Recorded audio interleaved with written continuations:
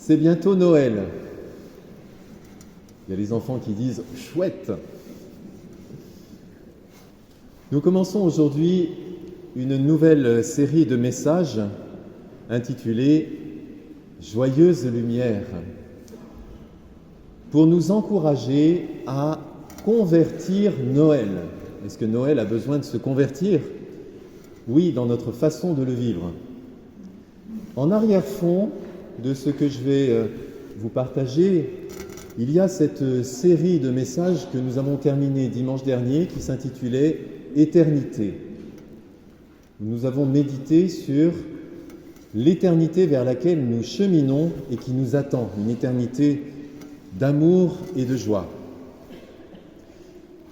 Convertir Noël, ça veut dire faire passer la fête d'une fête de consommation à une fête de fraternité.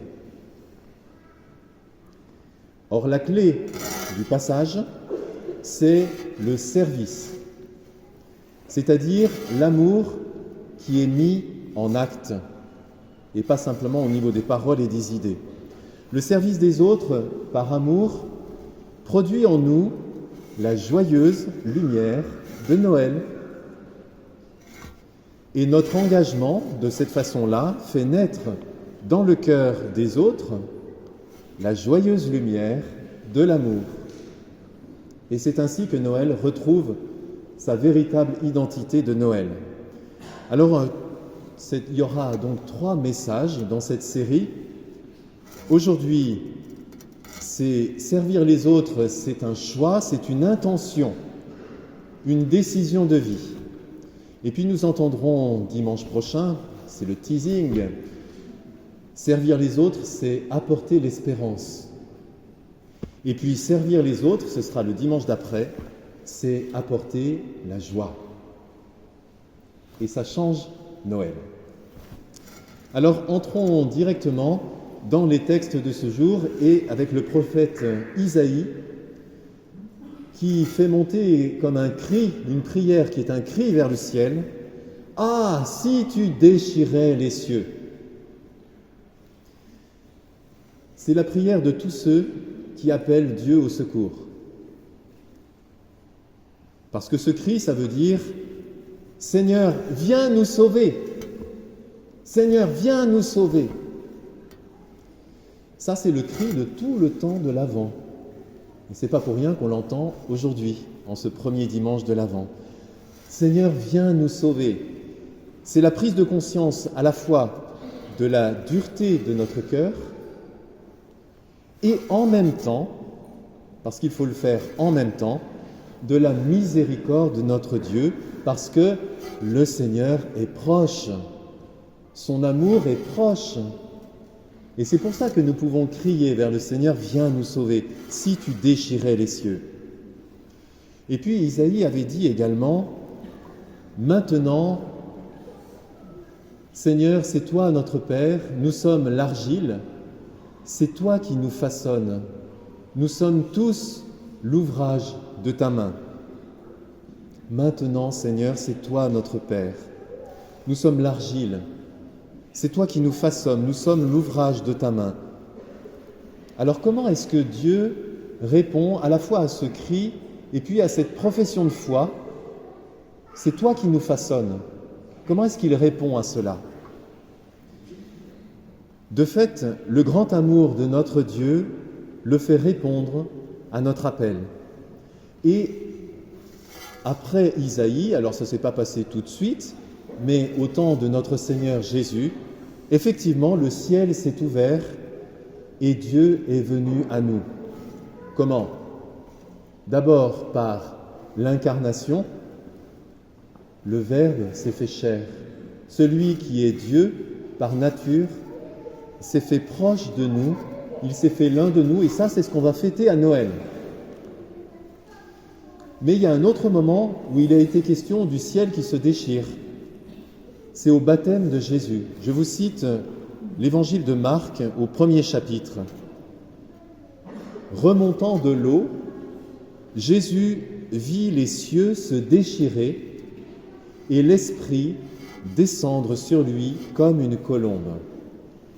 Il y a eu quelque chose là, du ciel qui se déchire et d'une connexion entre le ciel et la terre au moment du baptême de Jésus. Et puis c'est pas tout, parce que ce ciel, il s'ouvre également pour nous qui sommes croyants. Et pour ceux qui sont encore un peu faiblards dans la foi, eh bien, entendez-le comme une bonne nouvelle. Le ciel s'ouvre pour vous aussi.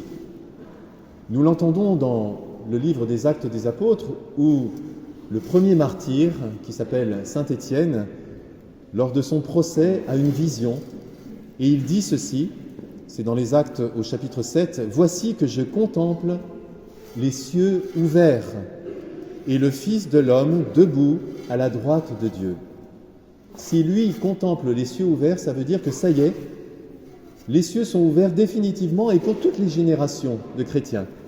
Pour nous aussi, 2000 ans plus tard, les cieux sont ouverts. Et c'est notre foi qui nous permet de contempler ces cieux ouverts. Donc si les cieux sont ouverts, alors tout est possible, parce que le Seigneur est proche et qu'il vient nous sauver. La deuxième phrase que j'avais soulignée tout à l'heure dans la prophétie d'Isaïe, c'est toi qui nous façonnes. Dieu nous façonne. Comment est-ce qu'il le fait ? La première chose, évidemment, c'est en nous créant. Je ne sais pas si vous avez réfléchi un jour que vous auriez pu ne pas exister. Il a fallu un concours de circonstances extraordinaires pour que vous existiez. Et en plus que pour vous existiez, vous, et non pas un autre. Et à travers vos parents, c'est Dieu qui vous a créé et qui vous a aimé avant même de vous créer.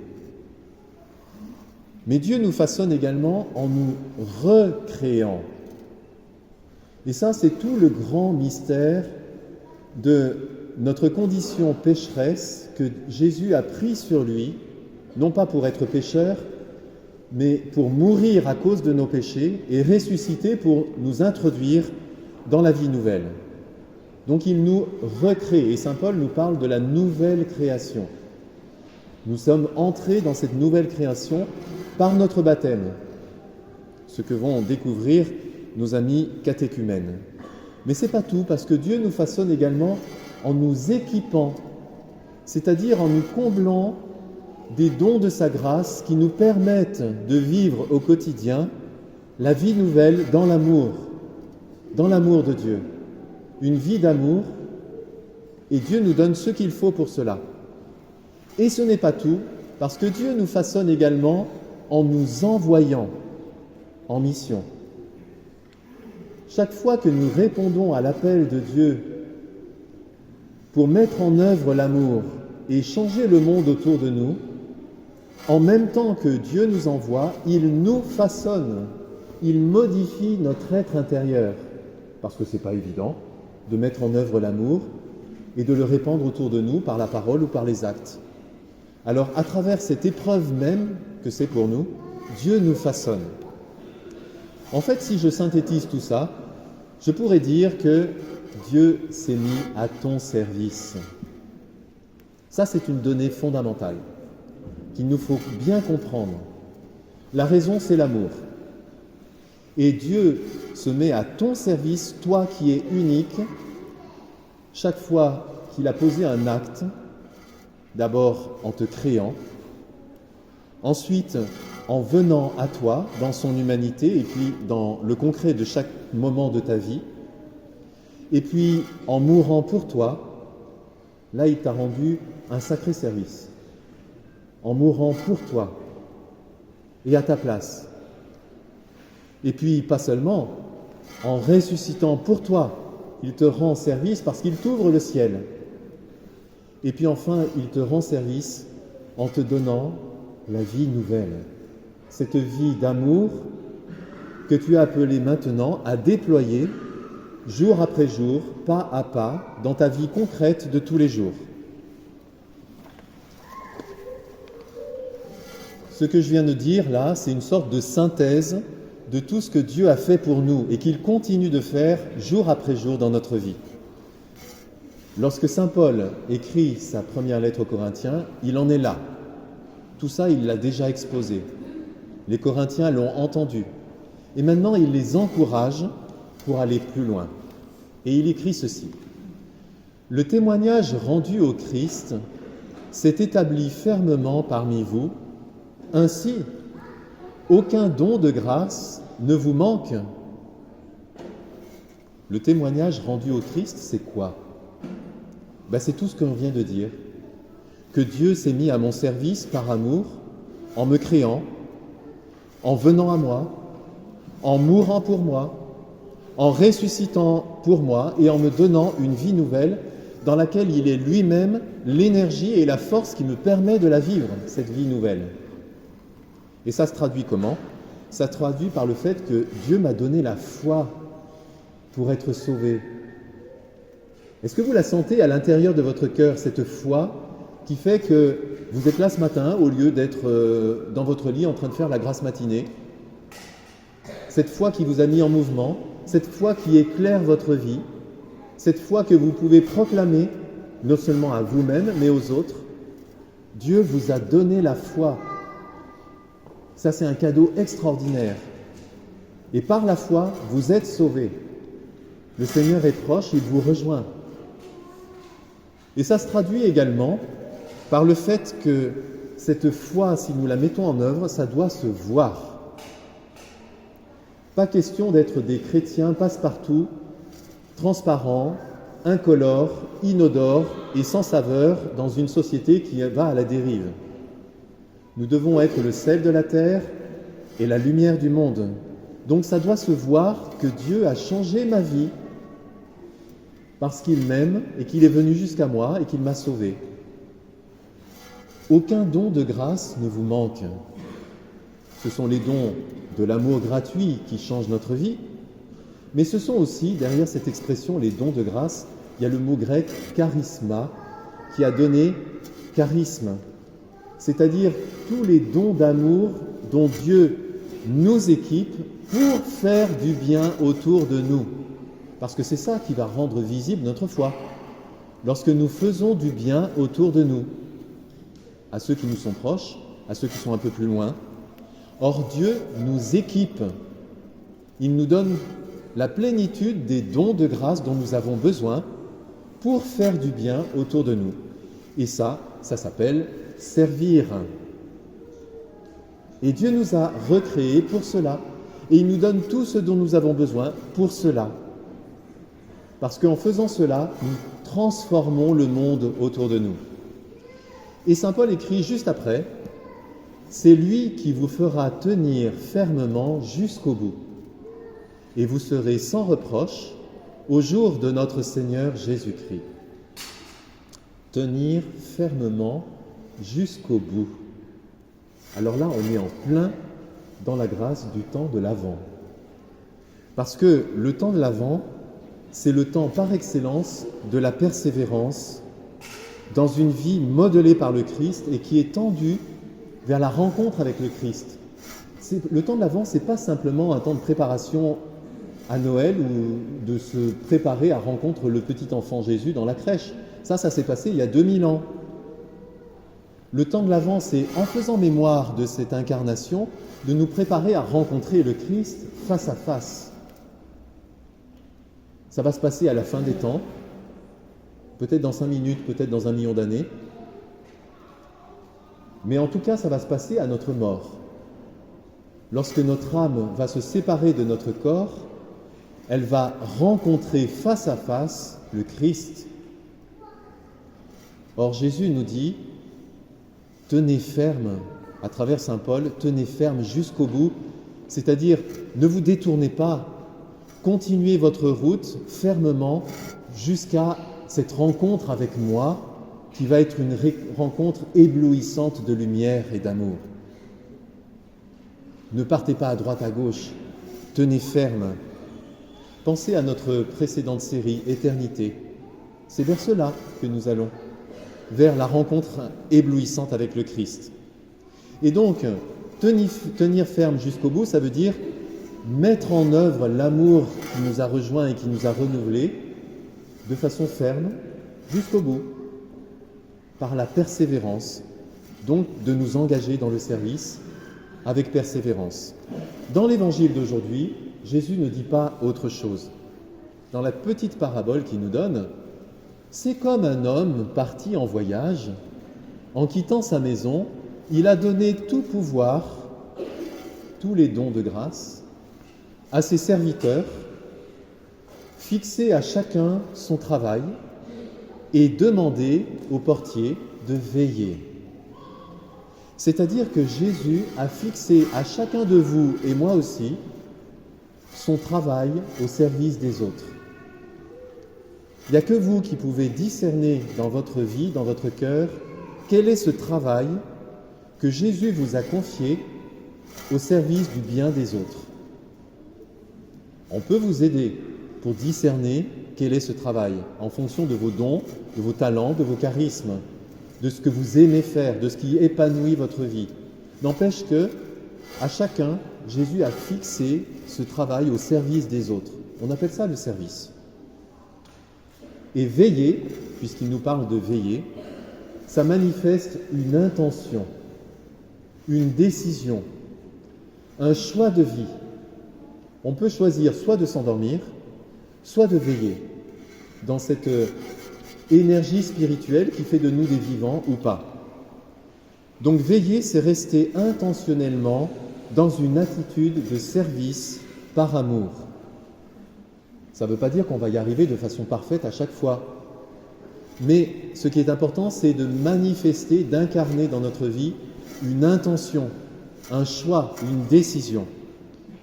Et remarquez que ceci n'est pas réservé, ce que dit Jésus dans sa parabole, là, c'est pas réservé à quelques-uns, les prêtres, les religieux, les spéciaux. Jésus dit juste après, ce que je vous dis là, je le dis à tous. Veillez.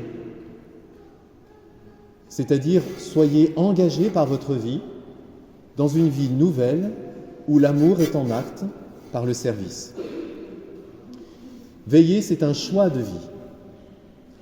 Car Dieu est amour et servir, c'est aimer en acte. C'est ce que Dieu a fait pour nous, c'est ce à quoi il nous appelle. Et la période de Noël qui s'approche, c'est une période un peu spéciale. Parfois dans les familles, ça se passe difficilement. Mais si nous mettons en œuvre cette énergie d'amour, ces dons de grâce, pour nous mettre au service du bien des autres, peut-être ça va changer dans certains moments où la fête de Noël pourrait déraper. La période de Noël est très bonne pour s'entraîner à cela, pour s'encourager, que ce soit en famille, si vous êtes ici à Toulouse ou si vous vous déplacez, que ce soit ici en paroisse, quand nous allons célébrer Noël, que ce soit dans le quartier, avec vos voisins, avec vos collègues de travail, si vous les rencontrez ou si vous les voyez auparavant, la fête. On a plein d'occasions, en fait, de s'exercer à mettre en œuvre l'amour par le service. Et permettez-moi de terminer simplement en citant une autre parole de Jésus qui nous dit ce qui va arriver si vraiment nous veillons. C'est dans l'évangile de Jean. Si quelqu'un veut, il y a une volonté, si quelqu'un veut me servir, qu'il me suive. Et là où je suis, là aussi sera mon serviteur. Si quelqu'un me sert, mon Père l'honorera. Frères et sœurs bien-aimés, est-ce que vous voulez que Dieu lui-même vous honore? Je vous laisse avec cette question-là. Et pour nous aider et nous encourager à avancer, à faire un pas dans cette direction-là, je vais demander à Géraldine, qui a accepté fort gentiment, de nous donner un petit témoignage sur son engagement, son magnifique engagement. Et je vais te demander de venir ici, parce que comme ça, tu seras dans le faisceau de la caméra avec le bon micro. D'accord. Bonjour à tous. Alors, chère Géraldine, des questions très simples. Tu t'es engagée dans le service des enfants, dans la catéchèse. Mais pourquoi tu as fait ça? Alors, déjà, c'était un choix.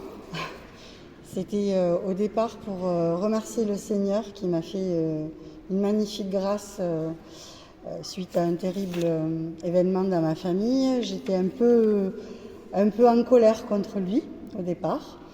Et puis sur les conseils d'un sympathique prêtre, je lui ai dit et je lui ai demandé de me faire un signe qu'il m'a fait. Et suite à ça, en fait, ça a tellement changé ma vie que j'ai voulu le remercier. Et hier soir, quand tu m'as demandé de témoigner, ça m'a fait repenser à une petite anecdote qui s'est passée à Noël, justement, après tout ça, où j'avais aidé une catéchiste à guider les enfants vers la petite chapelle qui est derrière. Et voilà, on venait de mettre la messe se terminait et on a posé une question aux enfants en disant maintenant que le Seigneur est né, qu'est-ce que vous avez envie de lui dire? Et là, ces enfants qui étaient tout petits, ils devaient avoir 6-7 ans pour les plus jeunes, disaient « Ah ben merci pour la vie, merci Seigneur de m'avoir donné une petite sœur ». Et en fait, ça m'a bouleversée parce que je me suis dit « Mais enfin, eux, ils sont capables de reconnaître ce que le Seigneur fait pour eux. Et moi qui suis adulte, avec un cerveau, je réfléchis, tout ça, je ne le voyais pas. Et du coup, ça m'a fait quelque chose et j'ai voulu en tout cas le remercier. Et donc je me suis dit, en fait, je vais me mettre au service. Et ces paroles de petit enfant qui m'ont beaucoup touchée, où je me suis dit, je vais me diriger vers le catéchisme. Puisque voilà. Et en fait, je peux dire que le Seigneur fait bien les choses parce que je me sens vraiment à ma place, que j'ai fait un vrai chemin de foi, je pense en tout cas, puisque j'ai commencé comme être catéchiste, puis catéchiste, et puis maintenant je suis responsable du caté, même si le service n'est pas toujours facile à tenir, parce que voilà, c'est un peu lourd, on a nos vies, nos familles, le travail. Je peux vous dire qu'en tout cas, moi, ça me remplit complètement. Ça me fait... comment dire? Je me suis retrouvée, voilà.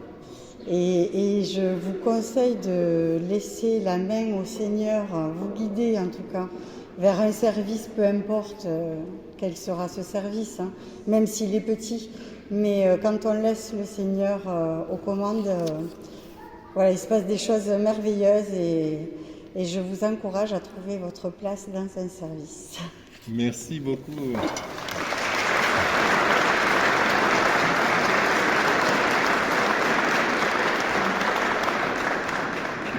Un grand merci, Géraldine, d'avoir accepté au pied levé de témoigner de ce que tu vis. Et je sais que ta vie n'est pas facile à certains moments, mais tu as accepté et le Seigneur fait des merveilles dans ta vie, c'est vrai. Merci. Alors le challenge de la semaine, puisque je vous mets au défi maintenant de bouger, de faire quelque chose. Première chose, je vous mets au défi de vivre un Noël de joie par le service. Il y a plein de façons, on va vous en proposer, mais il y en a plein de façons que vous pouvez trouver par vous-même. Et puis un deuxième challenge également. Vous savez qu'il y a plein de gens qui ne connaissent pas l'amour de Dieu. Vous en avez plein dans vos réseaux de relations. Et c'est un magnifique service de pouvoir identifier dans vos réseaux de relations qui a besoin d'être rejoint par l'amour de Dieu, de prier, d'intercéder pour ces personnes-là, et puis de pouvoir les inviter à Noël pour redécouvrir la joie, la magie de Noël, la vraie magie de Noël.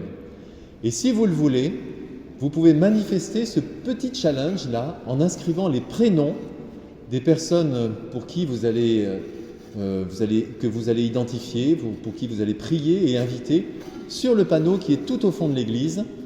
Marquez simplement leurs prénoms et on va les porter tous ensemble dans notre prière. Voilà, c'est encore le challenge de l'Avent.